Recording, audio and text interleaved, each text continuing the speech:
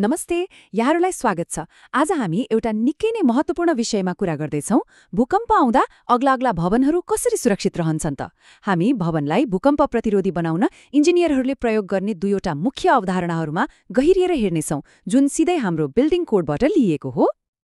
यो प्रश्न सुन्दा अलि अनौठो लाग्न सक्छ हैन? तर वास्तवमा यही प्रश्न हाम्रो आजको विश्लेषणको केन्द्रमा छ।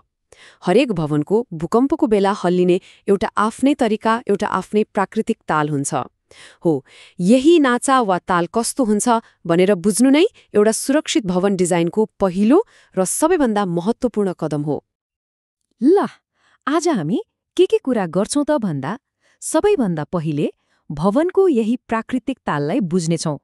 त्यसपछि इन्जिनियरहरूले यो ताल कसरी नाप्छन् भनेर दुईवटा फरक विधिहरू हेर्नेछौं र अन्त्यमा उनीहरूले कसरी यी दुई विधिहरूलाई सन्तुलनमा राखेर सबैभन्दा सुरक्षित डिजाइनको निर्णय लिन्छन् भन्ने कुरामा यो चर्चा टुङ्ग्याउनेछौं। ल, अब सुरु गरौँ हाम्रो पहिलो खण्डबाट। सबैभन्दा पहिले हामीले भवनको प्राकृतिक ताल अर्थात् कम्पन अवधि भनेको के हो भनेर बुझ्नुपर्छ। यो भूकम्पीय डिजाइनको एकदमै आधारभूत सिद्धान्त हो। एकछिन सोच्नुहोस् त, एउटा अग्लो र लचिलो भवनलाई बिस्तारै धकेलेर छोड्दा त्यो अलि बिस्तारै यताउता हल्लिन्छ हैन? जबकि एउटा होचो कडा खालको भवन छिटो छिटो हल्लिन्छ। हो, त्यही एक पटक पूरा हल्लिन लाग्ने समयलाई नै कम्पन अवधि वा पिरियड अफ भाइब्रेसन भनिन्छ, जसलाई हामी T1 ले जनाउँछौं। हरेक भवनको आफ्नै छुट्टै T1 हुन्छ र यो नम्बर भूकम्पीय सुरक्षाको लागि एकदमै महत्त्वपूर्ण छ। अब प्रश्न आउँछ, इन्जिनियरहरूले यो महत्त्वपूर्ण नम्बर, यो T1 कसरी पत्ता लगाउँछन् त? यसको लागि उनीहरूसँग मुख्यतया दुईवटा विधिहरू छन्। मानौ दुई फरक उपकरणहरू छन् उनीहरूको टुलबक्समा। एकातिर छ अनुभवजन्य समीकरण, जुन एउटा छिटो र सजिलो सर्टकट जस्तै हो। यसले भवनको उचाइ र त्यो के चिजले बनेको छ भन्ने आधारमा तुरन्तै अनुमानित अवधि दिन्छ। अर्कोतिर छ रेली विधि, जुन चाहिँ एकदमै विस्तृत र सटीक गणना हो। यसले भवनको वास्तविक तौल र कठोरतालाई समेत ध्यानमा राखेर अवधि निकाल्छ। एउटा भयो द्रुत अनुमान, अर्को भयो विस्तृत विश्लेषण। ल, अब पहिलो उपकरण अर्थात् अनुभवजन्य समीकरणलाई अलि गहिरिएर हेरौँ। यो विधि एउटा मानकीकृत र छिटो तरिका हो। खासगरी डिजाइनको सुरुवाती चरणहरूमा यो धेरै काम लाग्छ। यो साधारण देखिने सूत्र नै त्यो सर्टकट हो। यहाँ T1 अर्थात् कम्पना अवधि दुई कुरामा निर्भर गर्छ। पहिलो हो H अर्थात् भवनको कुल उचाइ र दोस्रो हो KT, एउटा विशेष गुणाङ्क जसले भवनको बनावट कस्तो छ भन्ने कुरालाई जनाउँछ। के यो कङ्क्रिटले बनेको छ वा स्टिलले? यो सूत्रले भवनको उचाइ र बनावटको आधारमा एउटा भरपर्दो अनुमान दिन्छ।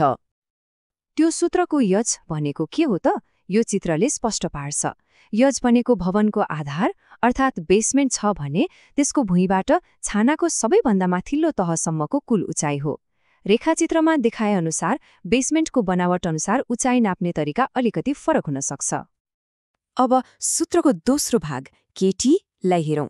यो तालिकाले के देखाउँछ भने KT को मान भवनको कङ्काल वा स्ट्रक्चरल सिस्टम कस्तो छ भन्नेमा भर पर्छ। जस्तै कङ्क्रिट फ्रेमको लागि एउटा मान छ भने स्टिल फ्रेमको लागि अर्कै। यसको मतलब के हो भने एउटै उचाइका दुई फरक प्रकारका भवनहरूको हल्लिने ताल वा T1 फरक हुन सक्छ। यहाँ एउटा एकदमै महत्त्वपूर्ण नियम छ जसलाई बिर्सनु हुँदैन। अनुभवजन्य समीकरणबाट निकालिएको अनुमानित अवधिलाई डिजाइनको लागि प्रयोग गर्दा 1.25 को फ्याक्टरले बढाउनुपर्छ। यो एक प्रकारको सुरक्षा उपाय हो जसले गर्दा डिजाइन अझ सुरक्षित हुन्छ। हामी यसबारे पछि फेरि कुरा गर्नेछौँ।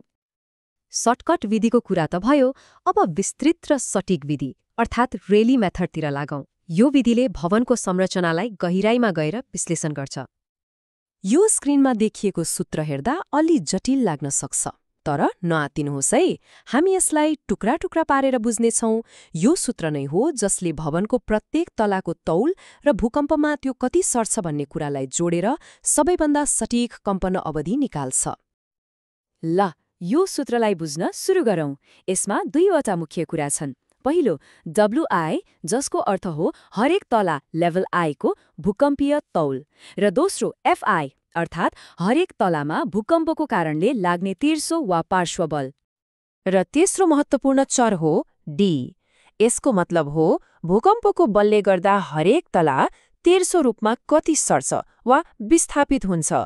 त्यसैले र्याली विधिले हरेक तलाको तौल, त्यसमा लाग्ने बल र त्यसको चाल यी सबैलाई हिसाबमा लिन्छ। हो, त्यसैले यो यति सटिक छ। हामीले र्याली विधिमा भूकम्पीय तौल साइस्मिक वेट भन्ने शब्द प्रयोग गर्यौं हैन। अब यो भनेको के हो त? यो भवनको सामान्य तौलभन्दा अलि फरक छ र भूकम्पीय गणनाको लागि यो एकदमै महत्त्वपूर्ण इनपुट हो। त्यसैले यसलाई राम्ररी बुझौं। भूकम्पीय तौल भनेको के हो त? यो भवनको आफ्नै तौल, जस्तै बीम, कोलम, स्ल्याबको तौल, जसलाई डेडलोड भनिन्छ, र भवनभित्र रहने सामानहरू, मानिसहरू, फर्निचर आदिको तौल, जसलाई लाइभ लोड भनिन्छ, को एक निश्चित अंशको जोड हो।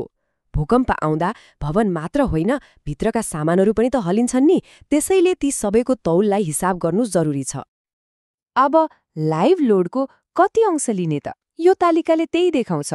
जस्तै यदि कुनै ठाउँ गोदाम वा स्टोरेजको लागि प्रयोग भएको छ भने त्यहाँको लाइभ लोडको 80% लाई भूकम्पीय तौलमा जोडिन्छ। तर अरू प्रयोजनको लागि, जस्तै अफिस वा बस्ने ठाउँ छ भने 30% मात्र जोडिन्छ। किन होला?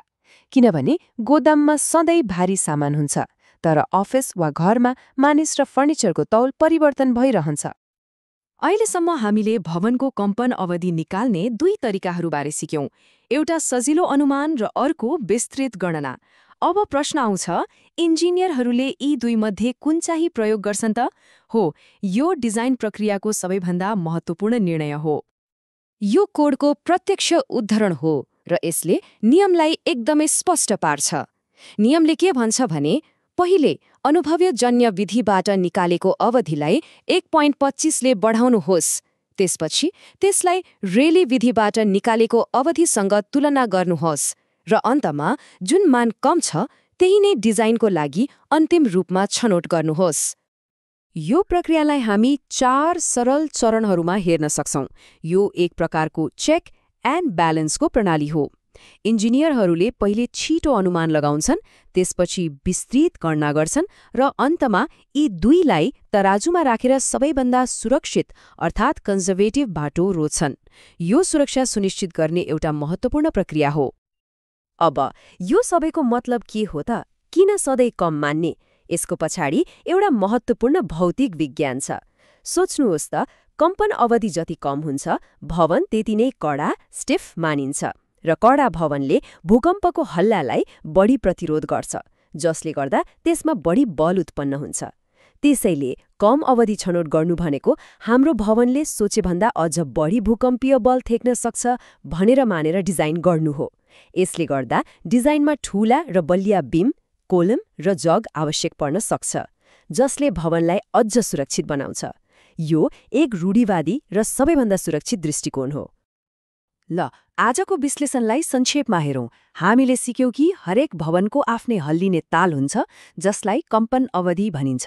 यो पत्ता लगाउन दुई विधि छन्, एउटा छिटो अनुमान र अर्को विस्तृत गणना।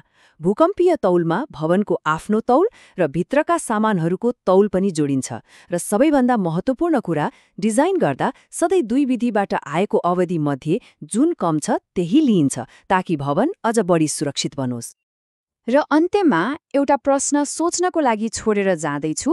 हामीले भवनको आफ्नै तालको बारेमा कुरा गर्यौं, तर भूकम्प आफैमा जमिनको हल्लाएको एउटा ताल हो। कल्पना गर्नुहोस् त, जब भवनको ताल र जमिनको ताल मिल्न जान्छ तब के होला? यो अर्को एउटा एकदमै महत्त्वपूर्ण विषय हो, जसले भूकम्पीय डिजाइनलाई अझ रोमाञ्चक बनाउँछ।